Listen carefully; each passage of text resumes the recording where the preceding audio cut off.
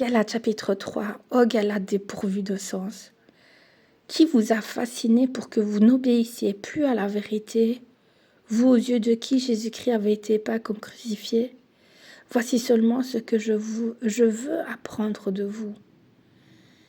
Est-ce par les œuvres de la loi que vous avez reçu l'Esprit ou par la prédication de la foi?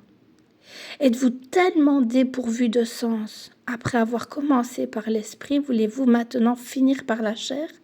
Avez-vous tant souffert en vain, si toutefois c'est en vain?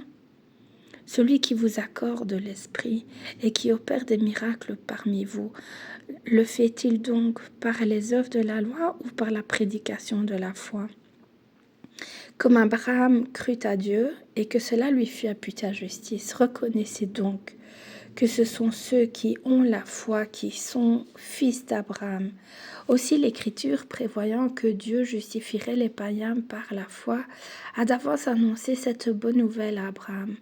Toutes les nations seront bénies en toi, de sorte que ceux qui croient sont bénis avec Abraham le croyant. Car tous ceux qui s'attachent aux œuvres de la loi sont sous la malédiction, car il est écrit: maudit est quiconque n'observe pas tout ce qui est écrit dans le livre de la loi et ne le met pas en pratique, et que nul ne soit justifié devant Dieu par la loi. Cela est évident, puisqu'il est dit: le juste vivra par la foi. Or la loi ne procède pas de la foi, mais elle dit: celui qui mettra ces choses en pratique vivra par elles. Christ nous a rachetés de la malédiction de la loi, étant devenu malédiction pour nous. Car il est écrit: maudit est quiconque est pendu au bois, afin que la bénédiction d'Abraham eût pour les païens son accomplissement en Jésus-Christ, et que nous reçussions par la foi l'Esprit qui avait été promis.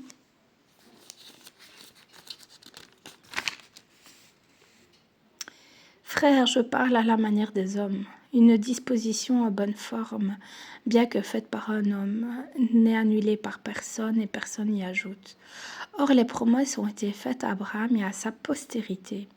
Il n'est pas dit « et aux postérités » au pluriel, comme il s'agissait de plusieurs, mais en tant qu'il s'agit d'une seule, et à ta postérité, c'est-à-dire à Christ. Voici ce que j'entends.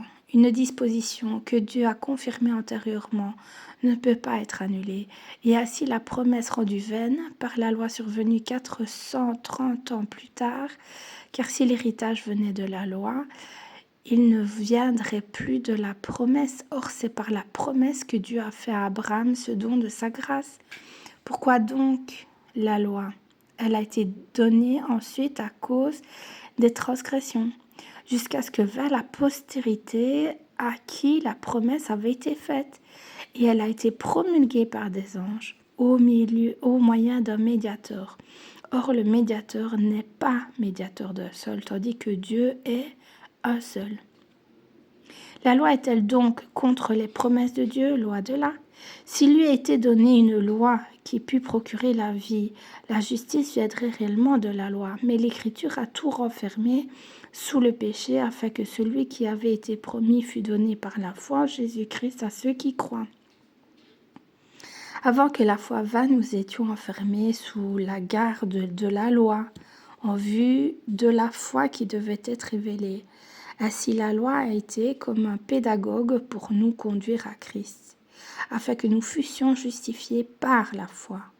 La foi étant venue, nous ne sommes plus sous ce pédagogue, car vous êtes tous fils de Dieu par la foi en Jésus-Christ.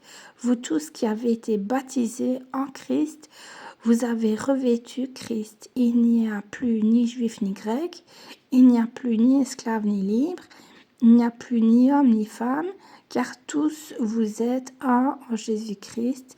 Et si vous êtes à Christ, vous êtes donc la postérité d'Abraham, héritier selon la promesse.